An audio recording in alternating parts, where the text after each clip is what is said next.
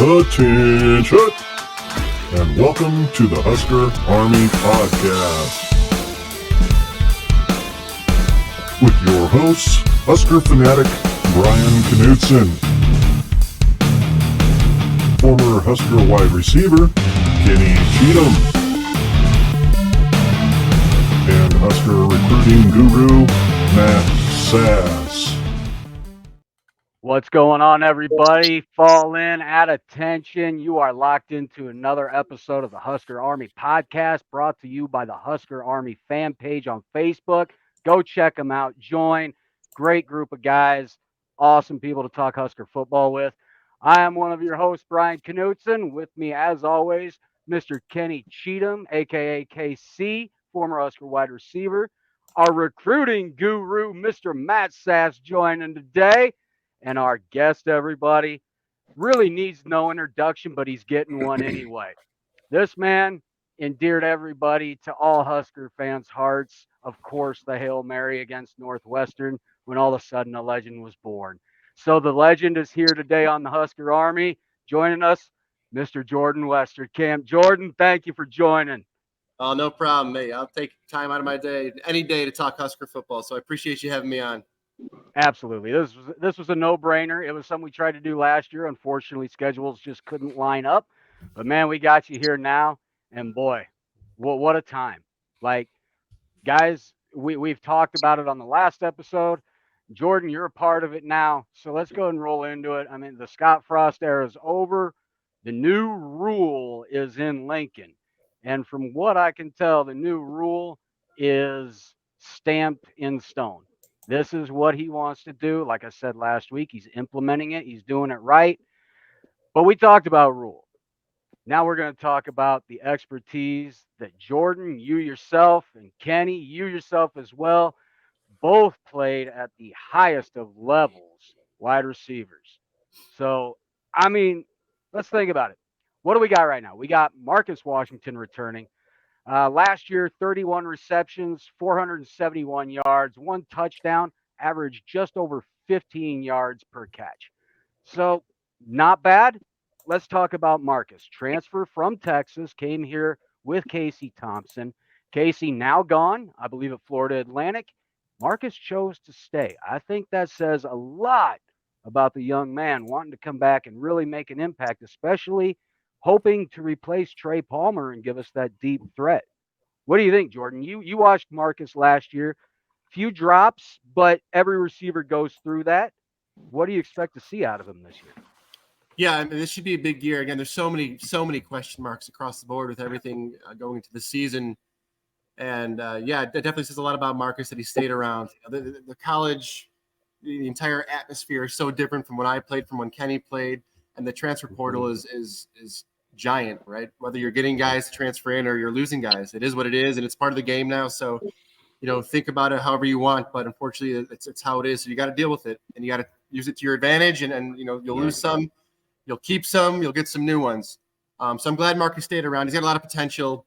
This will be an exciting year. Obviously, new quarterback, new system, new coaches. We'll see how he meshes well with these coaches. And then again, I can't wait for week 1. There's so many question marks. I don't think I've been this excited going into a season in some time. Again, there's so many question marks, and I'm looking forward to seeing how Marcus does this season. Kenny, like I said, man, you and Jordan played this at the highest of levels. What do you see out of Marcus? I know we talked about him last season quite a bit. He really started making strides toward the end of the season, showed up in that Iowa game. He looked good. Do we expect to see just that much more of an improvement out of him? I think so, if he's the feature receiver this year. I think last year we leaned a lot on Trey Palmer. Yeah. But we needed to. When Washington didn't have the drops, he was effective in my mind. I think he has big play potential. I mean, you see it in spurts. And when he gets it, he can make the play. So hopefully they lean on him the most. I thought he was our second best receiver. I thought what's the running back? Ramir was probably third if used correctly. Could have been effective out of the backfield. But if I expect a big year from Washington, and if the other guys step up to where it's not he's the only guy we're focusing on and we're going to all the time and leaning on him, and they can create that other space and let him do his thing, I think he'll have a good year. I'm hoping he has a good year. I like the kid. I like the way he plays. He's tough. He's physical. He can go up and get it. Matt, me and you have talked about this as well during last season. Marcus had a little bit of the drops, but he seemed to not completely fix that by the end of the season, but it was definitely more improved by the end of last season. And like I said, that Iowa game showed up like crazy. Matt, you know stats like no other person I know. What do you expect to see out of Marcus this year? Well, just going from just another year. I know it's a new system, but it sounds like we want to run the ball a lot more. Yeah. Maybe move to a little bit more pro style. Probably a lot of play action. We need to get the running game going. Just open up more lanes right over the middle. Kid's tough. We know he can hang on to the ball, so now it's just trying to show it. But he's got to get healthy. He's been hurt for weeks, unfortunately. But once he comes back, he should be good. I'm thinking so. I mean, he's a senior as well, right? He's an older guy. Mm-hmm. Yeah. Yes. Yeah. Would we consider him the veteran of the whiteout room? I mean, it's so tough because again, he's a guy that transferred in from Texas. So him or Camp. So Camp is probably the bell cow for right now when everyone looks up to him. But Washington, he's right behind him. Like I said, he just needs to get healthy so he can start practicing and playing. Yeah, if he's healthy and catching the ball, he should be fine. I mean, Jordy can attest to this. When you're a wide receiver, it's not like you're a running back. And I used to tell when I was there, the running backs, you guys can make a mistake, fumble the ball, miss that block, but you know they're coming right back to you. Yeah. With him being a wide receiver, I think some of his drops were, I wouldn't say a lack of concentration. I would say more concentration because he was trying not to make that mistake. And when you do that at times, you can drop the ball and miss the simple catches, just catching it and looking it in. And I think it's almost like a basketball player when you're young, when you make that mistake. You know, you always see them look at the coach, don't pull me out, pull me out. I think his drops were because of that. He was worried about trying to catch everything so much that he was having those easy catches that were dropped. So because you never know when he was going to get the ball again. So it played a factor in his drops. Right. Yeah. Yeah, overthinking, stuff like that. Mm-hmm. It's crazy that 3 out of the 4 receivers we're going to talk about, 3 are transfers. They were not recruited to here. So it's kind of crazy to think that in this day and age with the transfer portal, I mean, we know Deion's trying to do it at Colorado, completely revamp a team with a transfer portal.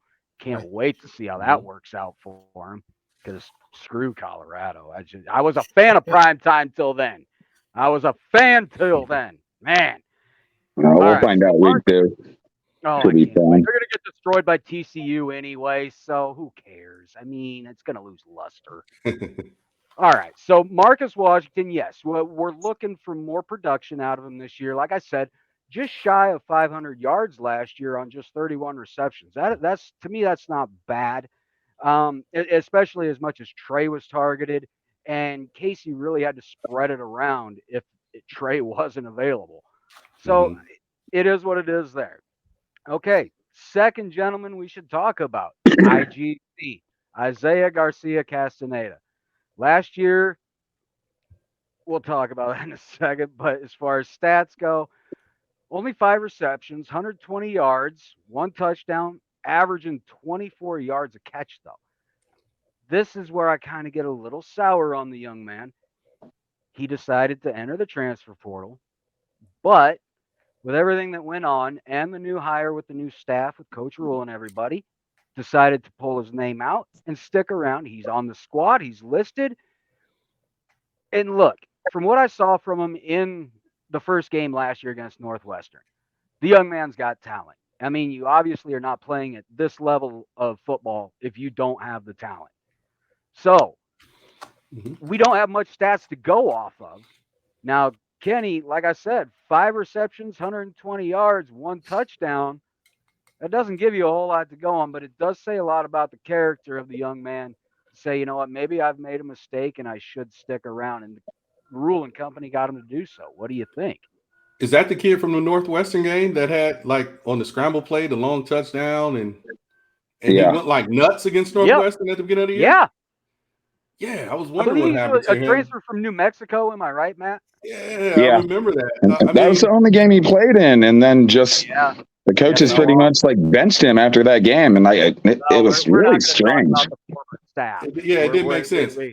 I was wondering where he went, but then I remember him going into the transfer portal. Excuse me. But if he can play at that level, we should be fine. He would make a great number 2 receiver. So I mean, with the tape we have, there's not much to go on other than the first game. But if he plays at that rate and that pace, and he can do that consistently, they'll be steady at wide receiver with the first 2 people. So hopefully he plays well. I mean, it says a lot that he stayed. With the new staff coming in, he could have easily put his name, left his name in the portal and left. Something was said to him, and he felt confident with staying. So salute to him. I mean, it's a new era. The transfer portal is here. People need to understand it and accept it, like Westy said, and realize that it doesn't mean you're a bad player when you leave. People have to understand there are millionaires in the NFL, NBA, in a professional sports league. It's a competition thing, and they want to play. So if you have millionaires sitting on the bench or in certain position and they want to play, what do you think kids that aren't, I can't making money, but you know what I mean, in this age are want to do? They want to play. It's part of being a competitor. And sometimes a situation or an offense and things like that just don't fit you. And you go to where you think there's a possibility of a system that can fit you. You know what I mean? So I just want people with the transfer portal to just take that out, that it's a negative thing, and accept it and embrace it, because you can get the Trey Palmers coming in and other guys coming in and say, hey, it's a benefit and to the team. Yeah. Now to touch on this, Jordan, like you said, the transfer portal and everything, college football landscape is changing like crazy. So with IGC deciding to stick around and ultimately looking at this new staff saying, hey, I really can make an impact this season, and these guys want me to stick around. I mean, what do you think? What would have been your frame of mind as IGC with the new staff coming in and you're like, okay, I fit in here? Where do you take that frame of mind as to go back and admit you made a mistake? Yeah, I mean, it's tough. Anytime you have a coaching change, and halfway through my career at Nebraska, we had a coaching change, so there was a lot of question marks. Now, at my time, the transfer portal wasn't like it is now, and you still had to sit out and all that good stuff and follow all those rules. But it's you gotta weigh all your options. It's a totally different game now. You have to weigh all your options, like Kenny said. Just because maybe you got some good guys in front of you here at Nebraska, that doesn't mean you can't be an all-star if you transfer to another school and get your bag there. There's so many different avenues and directions to kind of look at how this works. So it's a business decision, and I'm happy he ended up staying. He showed potential against Northwestern. He's definitely a good player. Again, for me, I haven't seen enough tape yet to make a call either way. That's why this season is it's such a question mark, because there's so many guys that are on that cusp. There's so many question marks. But that's why this season, to me, it's so exciting. I love football. I love thinking about this stuff, and I can't wait for the next 2 weeks to go by, so I can. After game 1, we're going to have a lot more opinions, right? So a little bit of a waiting game now, but man, it's exciting. I'm glad he stayed, because I know he's a good player and he's got a lot of potential. Mm-hmm. Yeah, I completely agree there. I think he's got great potential. Like you said, Kenny, that play he made against Northwestern, just going off like a crazy cat. I mean, awesome. Now, Matt, me and you talked about him last season before the season even started. You were the one that told me about him, brought him up, let me know where he was transferring from. You were really excited about the young man. What do you think we're looking out of him for this season? Yeah, well, coming out of New Mexico when he transferred here, he was way better than to stay there. Unfortunately, that's why he transferred to a big school. Just plain and simple. I think he had almost 1,000 yards his sophomore year at New Mexico, and playing in that Northwestern game. Just talking about that touchdown, I still remember that. I mean, that was, a hard ball at amazing catch that he had. Mhm. I mean, it was beautiful. And then just his playing time just completely gone after that one game where you just have to wonder, like, hey, what happened? Like, where's the mistake that he didn't get a play pretty much the rest of the season? But I mean, I'm very happy he's back. So he knows all the players. He doesn't have to learn like all the new players and stuff like that. It's just come in and start practicing again. And I'm really, really happy Rule reached out to him and said, come on, stay. So he makes that room better. Yeah, and see, what I like about him is the fact that it's tough when you've made a decision like that you're going to leave there, and these guys are no longer going to be your brothers, no longer going to be your teammates. It says a lot to what you have to mentally prepare for to walk back in that room and say, gentlemen, I made a mistake. I need you to forgive me. I am back. I am committed. So How many games was it that he joined or he went into the transfer portal? I think it was It's only like the third, 4 games. Second or third. Yeah, it was Yeah. early. Yeah, something like that. Early. It kind of shocked everyone. Yeah, So- it was early.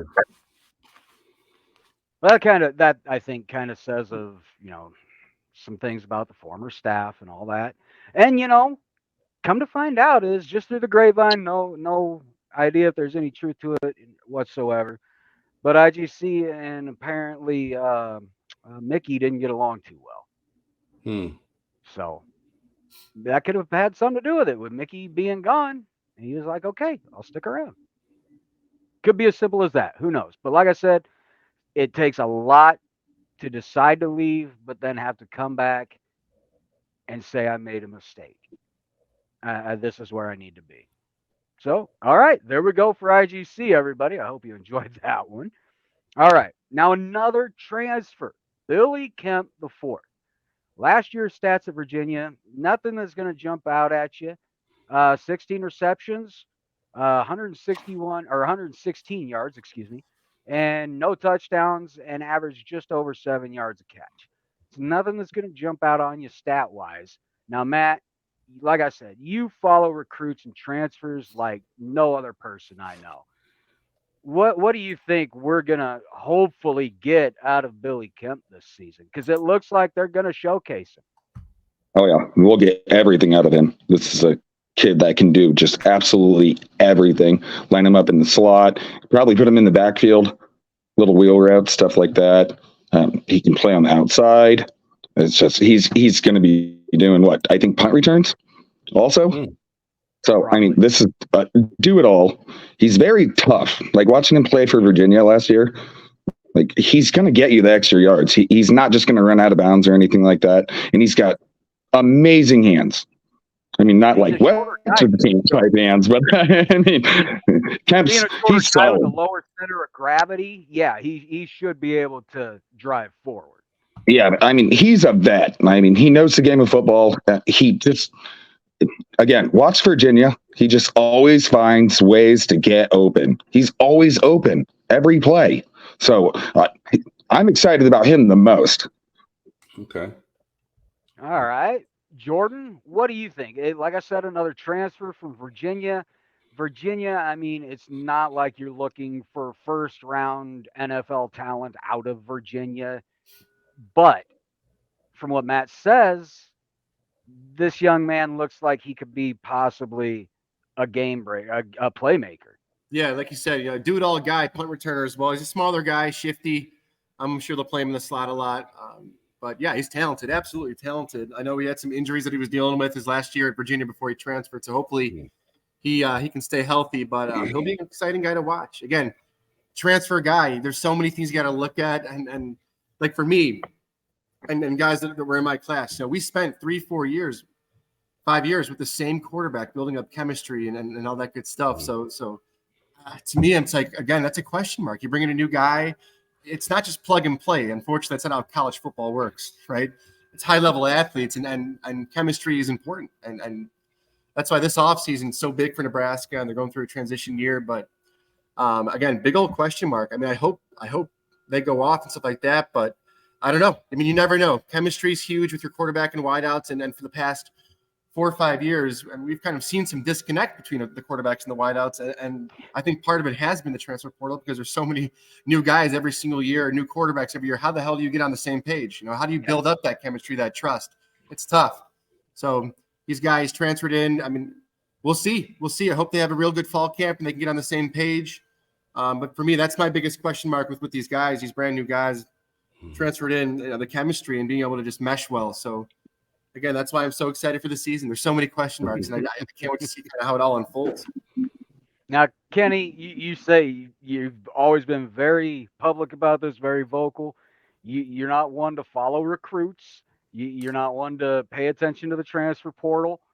So, I mean, I'm obviously not going to ask you much about Billy Kemp, but just judging from what you heard Matt and Jordan say, does it sound like this was a great addition to that wide receivers room?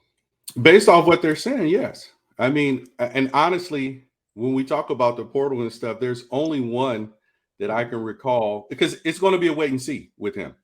And I'm sure he needed to get out of Virginia. Didn't they have the turmoil with the shooting and all of that stuff, unfortunately? Oh, yes. And all of that and a fresh start. So that can totally rejuvenate him. I mean, but as far as the transfer portal with the receiver, I mean, even with Trey Palmer, you heard about, this kid's transferring from LSU. Okay, whatever. But you expected something, but not that. Only one I can remember is Torrey coming in when you say, okay, we know what he is.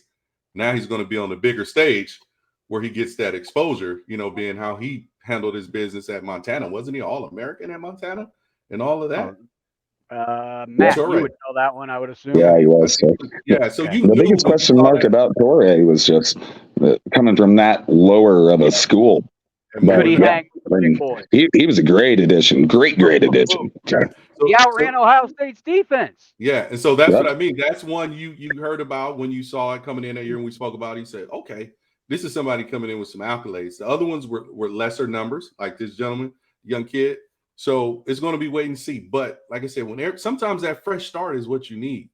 Sometimes being in a place and it's stagnant and you're in certain positions where you can make plays, but you just need that fresh start. And I think for him coming over here, and if he can stay injury-free, refreshed, that other stuff that happened, he's away from that. I mean, because that's huge, guys. You know what I mean? He might be able to just have a big immediate impact. So hopefully he does. Yeah, I like that. I like that you brought that up, Kenny. That horrible tragedy on the University of Virginia campus. That you're right. That's PTSD right there. And sometimes the best thing for that is a fresh start, fresh scenery, new place, new people. And yeah, a lot of folks are not equipped to handle something like that, especially for the rest of their life. And if that played any role whatsoever in his transfer, I don't blame the young man at all. Completely understandable. So for me with Billy Kemp, yeah, everything I see about him, the only thing that worried me was the first time I saw him is how short he is compared to everybody else. I think he's like 5'9". Dude, he looked like a little kid compared to the rest of everybody in the huddle. I was like, is there some sort of Make-A-Wish thing going on? Or what is the deal here? But then I'm like, all right, look, if he's that tiny, as far as height goes, to play that position at this level, he needs to speak to somebody like Abdul Muhammad. I bet Abdul could give him a lot of pointers for that size. Easily. It's funny you're saying that too, because I project him to be huge for us this year. Not even joking. I think he's got the potential to be a 1,000-yard receiver. Oh wow! Wow! Yeah.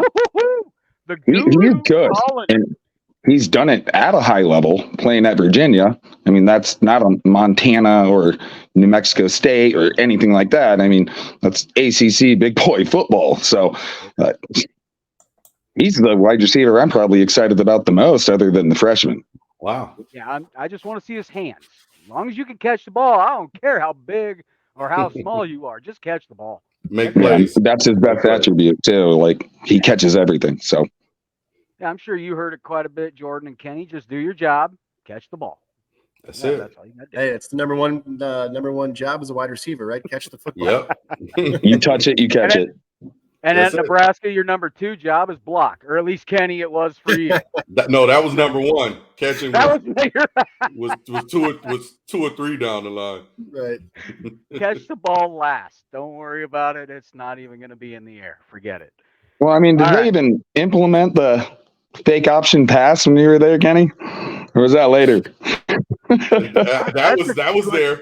Yeah. Okay. Oh, that's right. Scott ran it a few times. I Yeah, remember seeing that it was the at slanting. Missouri. He did it. Yeah, that was the slant and goal, the 19 option pass, the 91s throwback post and corner. That was majority of them was fake option passes, except when we were in shotgun or the ace formation. Well, if you think about it, it was the perfect play. I mean, you beat on them all game long with the option. Mhm. You show it. That defense comes rushing up, especially at the safeties, thinking that's coming, and they're going to have to come and hit somebody. By that time, somebody's already past you. And that's a all of the pass beautiful plays play were based design. off play action. So except for the love shotgun, Yeah. But that was slant and also go. the only way to stop the option. Like opposing teams had to have just amazing corners and safeties that come into the box and make a tackle. The second that happens, it's just a no-brainer. But just a little fake and pop right over the middle. So It was the glory days, guys, and unfortunately, they're gone. Yeah. Well, they'll come back. They'll come back, though. As I always do, I drink the Kool-Aid, guzzle the Roule-Aid. Yeah, it's every year it's going to happen for me before the season starts. All right. Now, this young man, we've got to talk about him because a whole lot of coverage. Haven't even taken a snap in a real game in Lincoln yet or in any college football game. But Malachi Coleman, freshman out of Omaha, 31 receptions, just shy of 500 yards, 496 on the year, 6 touchdowns, averaging 16 yards a catch. I mean, look, here's the first thing for me. The fact that he was recruited by the former staff, committed, former staff, is what it is. He decided to decommit. Rule and company comes in. What's one of the first things they do? They go and talk to Malachi. And Rule and company get him to recommit, stay home like he should, and the rest is history. Now, Jordan, the high school being recruited, it's always a big thing. Now, with you, you had choices to make. And Malachi had choices to make. What do you think it says about the young man decommitting and then realizing with this new staff, hey, I could possibly shine here and deciding to recommit? Well, number one, good on Coach Rule's staff to go after those top guys and make sure they held on to him because this kid's going to be a stud. But yeah, I mean, those decisions happen. For me, it was between Nebraska and Notre Dame, and I committed to Nebraska as a junior in high school, and Notre Dame came after me pretty hard and as a senior, and I took an official visit there. I mean, I knew I was going to Nebraska no matter what. That was more of a, I don't even want to say it like this, but a pity visit for my mom because she was a huge Notre Dame fan. A pleasure visit. I remember that too. So you got a free vacation. But yeah, so I mean, it's tough. I mean, there's so much. Again, I do not envy these guys. Well, I do envy these athletes for the NIL stuff, but I don't envy these guys for the transfer. Man. But I do not envy them for the transfer portal and all the how different the landscape of college football is, and there's so much more goes into their decisions now. It's crazy. So good on Coach Rule and staff for retaining the guy, and I'm excited for this guy. I've heard, I mean, the kid's finally on campus, but I was hearing comparisons to Calvin Johnson, which is on brand for Nebraska fans because they like to really hype things up. But I mean, this kid's a stud. So we'll see again.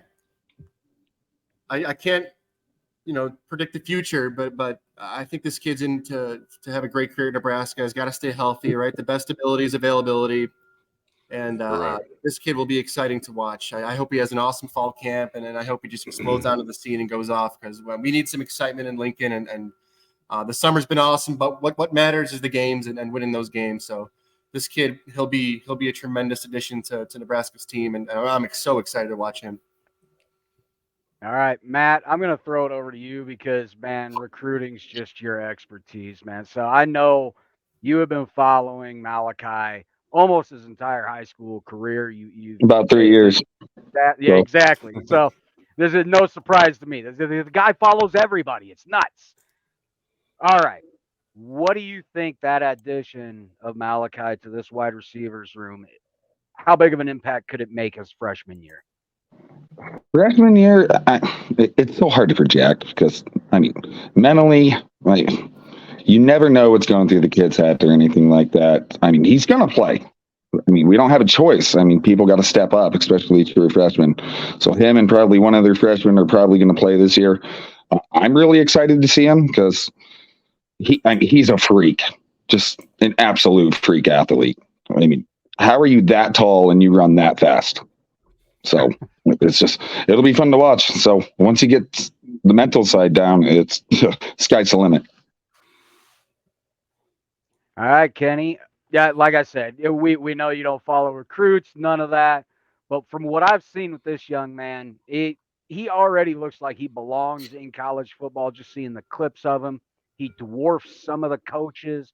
Big-bodied young man, tall, got hands. Obviously, can play the game at this level, which is why Rule and Company had to make sure he stayed home. Yeah, I mean, true freshman. What do you expect out of the young man? Oh God, It's it's tough. yeah. Now that one I did see the clips and I did see him. Isn't he my height? Okay. Is he 6'5" like me? Is he my height or a little shorter? Yeah, he's tall, and if I'm not mistaken, I think he's a state 100-yard record holder. Maybe. He had him listed at 6'4", 190. Okay. Yeah, I mean, So a lot of schools wanted him to play defensive end. There you go. There you go. Yeah. You know what? To hell with it. I don't care if I have to re-edit somehow. There it is. Okay. Yeah, I know he was tall. I know he was big. I know that was a big thing in regards to them talking about him signing. I know he initially signed, then decommitted once they had to staff. But you can expect that at a lot of schools unless the kid is just in all the way in on a program. So I wasn't shocked when he did that. I was glad they re-signed him based, when the new staff got in. That was smart for them to go after their top in-state guys. Every school should do that, learn that lesson, go hard after your in-state players. It just depends on how well he adjusted offense. Now, I'm not there. I don't see videos at camp. I'm not at the practices. So who knows? But here's one thing with today's group of players coming into college. They have a far more advantage than when my era was coming in and probably Westy's.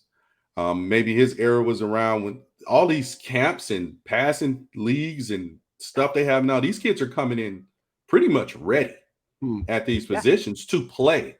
When I played, we had a 7-on-7 at Arizona State and maybe one more, and then that was it. I never played in any 7-on-7 because I was on the AAU circuit for basketball. So, but when you see these kids in California, they're traveling and all of these things, and they're working on these skills at these camps. And if he's ready to play, let him play. He can learn on the go as long as he's not making mistakes. Fortunately, his mistakes may cost an interception or so, or just not being in the right position. But it's not like a true freshman lineman who's coming in physically ready to play, but missing assignments. You know what I mean? Have that much of an impact. But if he's ready to go, you play him. There's no need to redshirt them if just to be doing it like Coach Osborne used to do a lot of us. We would redshirt us, we stack them up. We were 5 and 6 deep. A lot of us could have played and right then, but physically maybe we weren't ready. But you stack them up, and then the next year you have a whole crew of players for 3 and 4 years. But if he's ready to go, let him play. He's a big physical kid. They're going to have to learn where to play him. Is he better as a possession or a deep threat? Because I know he has the straight line speed. I'm sure he's not quick. I was fast, but I wasn't quick. I'm too big to be quick, a jitterbug. I was straight line, fast, get it, catch it, go, run. So slot may be a good spot for him where he's off the ball a little bit and no one can press him. With that body, that shape, shield, almost like a tight end off the ball, a hybrid type. So, I mean, if he can play, let's go. I mean, we need to do whatever we need to do in Lincoln, fellas, to get us back. I mean, this is the God honest truth. And this is my feeling, and I will reiterate this throughout the year. We need I to didn't do even think whatever about we putting him in need. the slot. We need So- to do to get us back to being respected in college football. So sometimes you just throw them out there to the wolves and let them adapt and get it going. That's just my opinion on it. Yeah, it's adapt or die. It's one of the two. There's no in between. Mm-hmm. All right. Yeah. Okay. So I know there's more receivers in that room we could cover. That's just really the four I wanted to focus on because it just seems like to me those are going to be the four that we're probably going to hear the most out of this season. Mm-hmm. The ball is going to get spread around, which is a good thing. Like you said, Matt, he wants to run the ball more with Rule and company, and that's great. I mean, that's what we want. He even said when we get into the red zone down by the goal line, he wants to run it in for the simple fact that nothing is more demoralizing to a defense than getting that ball shoved down your throat for 6 points. So It's true. well, those are the four I wanted to go with. Now let's talk about the wide receivers coach, Mr. Garret McGuire. This, I've got to say it this way. This young man, and I can't believe I just said that, this young man, he's in his first season as Huskers wide receiver coach, obviously, but he coached in the NFL, serving with Matt Rule with Panthers for 2 seasons. Now, this guy's only 24 years old, and he has coached 2 seasons in the NFL already. He's coaching his first season here with wide receivers following Matt Rule, and it seems to me like he really connects with these kids. Now, Jordan, me and you talked just before we started recording. What would it have been like for you to see a coach that young coaching your position coming in? Yeah, but you know what? When you buy into that head coach, you buy into everything. So I trust Coach Rule that he's made the right decision. Yeah, it's funny. I'd mentioned, I was watching their introduction of the wideout coach on TV, and I got to it late, and the coach was up there talking, and I thought it was a guy that was going to introduce the actual wideout coach, but it was him. It was him. Oh, it's a young guy. So immediately I'm like, how old is this guy? And I found out his age. Wow. But again, yeah, he doesn't have, all those years of experience, but if Coach Rule trusts him, and I'm sure Coach Rule is helping out too with the position, or they've got another person overseeing it a little bit. You got to buy in. You got to buy in. I look at it, what are the positives? He's a younger guy. He can probably relate to the players a little bit better, right? More of a player's coach, so that's a positive potentially. But again, I started with this. There's so many question marks going into the season, and Nebraska and Coach Rule, they haven't really given me a reason to get upset or be angry at any decision yet, right? So you got to watch the games, see how they unfold, and then you go from there. But all I'll say is going into the season, he's got to trust the HC, trust the head coach, and trust that he's made the right decision. Yeah. Now, Kenny, obviously when you played here, I mean, coaches were about your father's age or possibly even your grandfather's age. So this is like new territory to see, even for me to see somebody that young as just even a positions coach seems almost otherworldly to me, I guess. Now, being he's so young, like Jordan said, he can connect with these players maybe a little bit easier than the rest of the staff. Would you have seen it that way had you come in meeting a coach that young? With my personality, no. No, I would honestly been like, "What are you talking about, bro?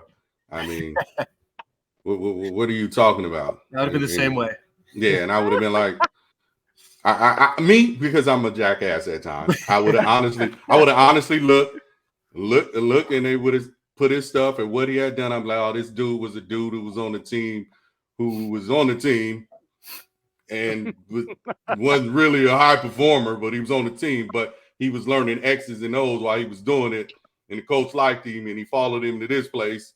And then because he kind of took him under his wing, because this is one of those guys that's going to bridge into coaching on the next level. That was his career path. And now you go sit up here and tell me to do it. That's me though. But I've always had an issue with dudes telling me what to do, and that didn't really go through it. You can't tell me how to go through the foxhole, and you've never been through the foxhole at a high level and performance. So that's me. But I would have to say I'll be like, all right, dude. I would do it because I'm respectful, but I'll be looking at him You're a team sideways, player. like I'd be like, look here, bro. Nah, one thing you wouldn't do is talk crazy to me. Not we're that close in age. Say, bro, nah, we're not gonna do that. But I'm gonna respect you because that's who I am. But just as far as that, I mean, he's a coach. He's in that position, so you have to respect it. You know what I mean? When we pull it all together, but I would have been like, yeah, all right. This dude trying to talk to the same chicks I'm trying to talk to. We're the same age. So I mean, what's going on, bro? I mean, are we gonna be on O Street at the same joint at the same time?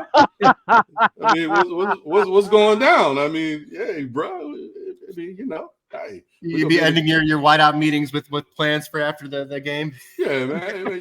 You gonna come over here and get on this Madden? What you gonna do? I mean, hey, coach, we gonna go play Madden after this. You want to come over here? I know you got a creative player. I mean, but, bro. But I would respect it, man. Well, what do the kids drink nowadays as far as alcohol? White Claws? They're gonna invite them out for some White Claws. As long as it's not Four Locos. Hey, have a good day. Those things would kill somebody. Hey, have at it. Hey, Brian, I don't mean to be rude or do this, but I got about 5 more minutes. I gotta get downtown to Chicago for I'm getting married in September, so we have our last meeting with our priest today. Congratulations. All right, not a problem. All right, we'll end it with this before you take off then, because I had to ask. The Hail Mary, obviously, everybody knows it, everybody remembers it, but the behind the back catch that you ended up winning an ESPY for. I've got to know, was that just simple reaction? Or did you just know that ball was going to be there? Or was it just like you put your hands back there, you felt it, and oh my God, there it is? Kenny can attest to this too. It's total reaction, just reaction. You're an athlete, right? And you go through by that time, how many catching drills, Kenny, right? Millions and millions. Yep. Catching the ball any way, which way possible. So in our minds, our mindset is nothing's uncatchable. So once you truly understand that, then you'll start making free catches like that. Because you'll always just try to do something, right? So it was pure reaction. I saw the ball tip. Thank God it was a DB, right? Receivers who can't catch are DBs. So right through his hands. He had great coverage on you. Right through his hands, and it fell perfectly. And I saw it in the corner of my eye, and I just put my hands back. And I got reaction. But obviously, after I just mentioned X amount of years of doing all those sorts of drills, it's totally ingrained in us as wideouts that everything's catchable. OBJ's got nothing on you for that catch. Yeah, you know what? Funny thing. So that year, I don't know if you guys know that. You guys remember the show ESPN Sports Science, and they would break down plays and stuff. Yes. They had an award show that year, and it was down in Arizona, and I was able to go to it, and I got a really cool trophy at home. It's like a Newton gold apple. It's about 10 pounds. It's a heavy trophy. But at that ceremony, Odell Beckham was there as well, because it was the same year that he made that crazy one-handed catch backwards with the Giants. So I got to meet him and talk to him. So that was pretty cool. That's dope, man. All That's right, pretty cool. One more question for you, Jordan, before you go, because I know Matt had one he was dying to ask you. So, Matt, right before he goes, go right ahead, my man. So there was an anonymous Iowa football player who said that Trey Palmer walked into the Iowa locker room last year for the last game of the season and went right up to the secondary and said, lace them up because you're in for a very long day. Now, what is your opinion about that? Is that even possible to do, to go into the opposing team's locker room as, a visiting team? Is that even possible? Are you asking me fact or fiction, essentially? Yeah. Would he get that far? No. The fact that it's the first time I'm hearing about it, I'm going to go ahead and say it. Especially in Iowa, too, because this is the Iowa game. Rival schools, I don't know what to believe. I don't know if it's real or not. I don't even remember where their actual locker room was, because obviously it's separate from the visitor locker room. I don't even remember where Iowa's home locker room would be. But I'd imagine that if someone walked into our locker room from the other team and did that, they wouldn't get out. Yeah, not when you played, not under Bo. So no way. So you never know. But man, that doesn't. That's hilarious if it did happen. But I've never heard about that, so I don't know. I'm not sure. Yeah, because I've heard stories about him that he is the kind of player that would actually do that. He's got a screw loose and stuff like that, and he's really tough and just I don't know. I met him one time when I went and visited Nebraska during the season last year for the Indiana game that we won at home. I met him. Kenny Wilhite at the time had grabbed him and introduced me to him, and it was really. He seemed like a really kind of quiet to himself guy. Mhm. But hey, us athletes, we have that switch, so I wouldn't put it out of the picture that he's like that and talks that crap, you know. You can see it through games throughout the season. He did a lot of talking on the field, a lot. Yeah, man, he talked. He's a baller. He had a good little game with he's with Tampa Bay, right? Yeah, now he had a good game the other day, so it'll be an exciting year for him. All right. Yeah, and he was well coached. I mean, his wide receiver room at LSU. I think they're all in the pros now. Yeah. Every single one. They produce some good wideouts. It's unbelievable. Yeah. All right, guys. Well, we'll go ahead and wrap it up here. We're hitting that 45-minute mark. Perfect. So, guys, you know where to find us. Instagram, Twitter. You look it up. At Husker Army Pod. You see it right there by my name. That's exactly where you'll find us. You'll find Kenny exactly right where his @ is. Matt, where the heck is yours? Oh, man. Non-point Husker, right? Non-point Husker? Yeah, it's non-point Husker on Twitter. I'm actually Herbie Husker. I'm Herbie Husker 15. So and Jordan's easy to find. I'm pretty sure that's just at Jordan Westy. Yep. I love it. I love that. All right, guys. Perfect. I loved this whole episode. I couldn't wait to do it today. Jordan's got prior commitments. Me and Matt have prior commitments with a podcast awards show tonight. So we're going to go ahead and shut her down now. Guys, you know where to find us on YouTube. Just Google Husker Army Podcast. Pops right up. Check us out on there. Anywhere you find your audio-only podcast, Apple, Spotify, and more. Check it out, Buzzsprout. So without further ado, we're going to end this episode right now. So for myself, Brian Knudsen, Mr. Kenny Cheatham, our recruiting guru, Matt Sass, and thank you to our guest, the only one, Jordan Westerkamp. So, Husker Army, at ease, and you are all dismissed.